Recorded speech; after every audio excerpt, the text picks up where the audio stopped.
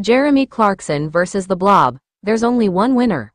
In a dramatic turn of events, the infamous Jeremy Clarkson has found himself embroiled in a battle against an unusual adversary, a mass of gelatinous, gooey material dubbed the Blob.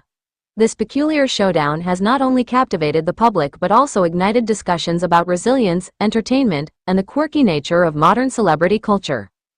Clarkson, known for his controversial opinions and larger-than-life persona, faced off against the Blob during a recent promotional event for his new show.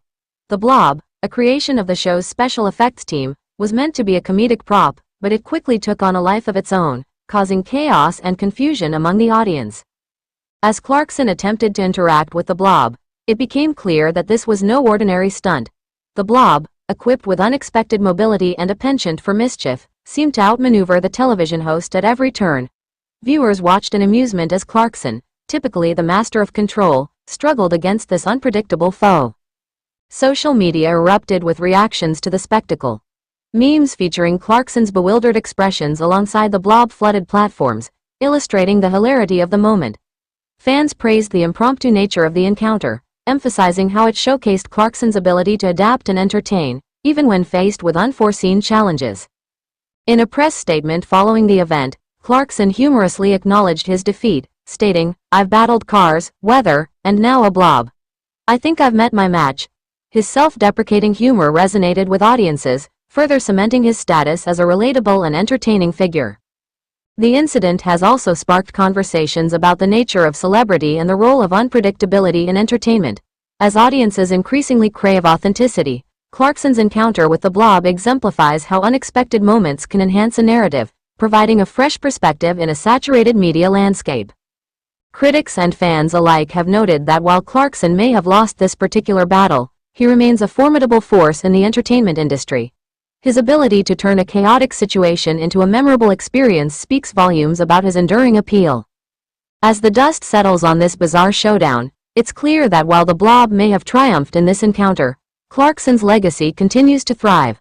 The event serves as a reminder that in the world of entertainment, sometimes the most delightful surprises come from the most unexpected sources. In conclusion, Jeremy Clarkson versus the Blob may have seemed like an unusual clash, but it highlighted the essence of what makes entertainment engaging: spontaneity, humor, and the ability to embrace the absurd. With Clarkson's quick wit and the Blob's unintentional charm, audiences were left with a memorable spectacle that will surely be talked about for years to come. Jeremy Clarkson versus the Blob, there's only one winner. A pair of chatty books by the Lord of Diddley Squat and his sidekick Caleb Cooper have plenty to teach us about the state of modern farming.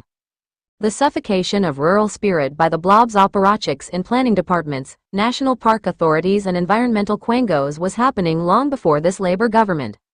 But the premiership of Keir Starmer has given it fresh impetus.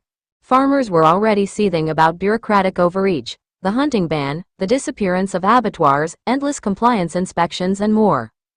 That anger has given way to both impotent frustration that the Tories wasted 14 years failing to reverse much of the Blair-era damage, and terror about what's to come, as ideological net-zero policies threaten to blight what's left of the British countryside with pylons and solar farms, and a new generation of class warriors threaten family businesses with capital taxes.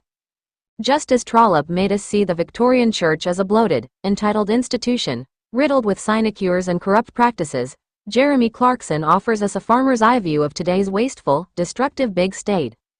Satire is what we need to help us through the next 5 years, at least, and, beneath his jowly, pot-bellied exterior, Clarkson is perhaps Britain's finest satirist since the late, great Auberon Waugh.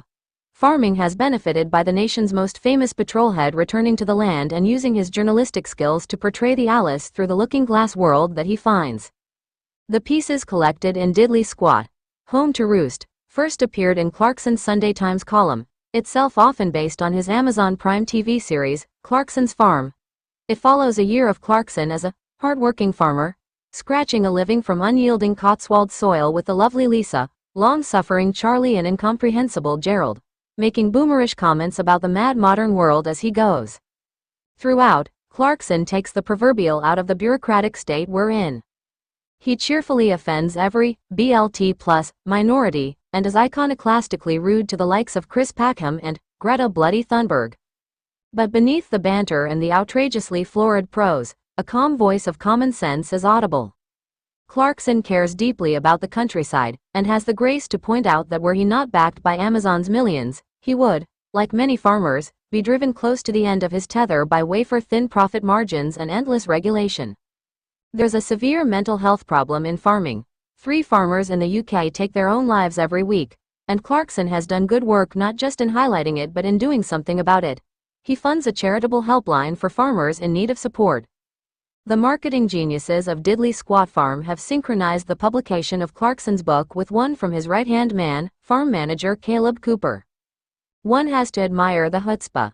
In truth, the typefaces in both books are about as big as you can get away with unless you're printing for the partially sighted. Still, I've no doubt that people will buy stacks of them this Christmas, much as people queue for hours at the Diddley Squat Farm shop to buy Clarkson's "This Smells Like My B.S." candles. Cooper, in fact, has a healthy disdain for books, and his worldview may be limited by the fact that he doesn't possess a passport.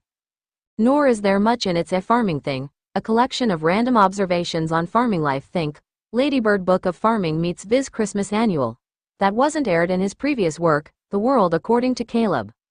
But the banter remains enjoyable, particularly about, some hobby farmers I could mention. And Cooper's voice has a down-to-earth clarity, as when he questions why pubs write about plowmen's lunches on menus given that real plowmen invariably call their midday meal dinner. What shines through, above all, is his decency, as he contemplates parenthood and the quality time he treasures with his own children, a toddler and a baby, when he finds gaps in his punishing schedule. He also dwells on the love and support he received from his own parents and grandparents. They produced a remarkable man, one driven by the motto, "Dreams don't work unless you do." What Cooper is not is a success story of the British education system. He played truant through much of his early teens, getting up early to milk cows, do his egg round and, later, perform some contracting work on a tractor he bought from his earnings.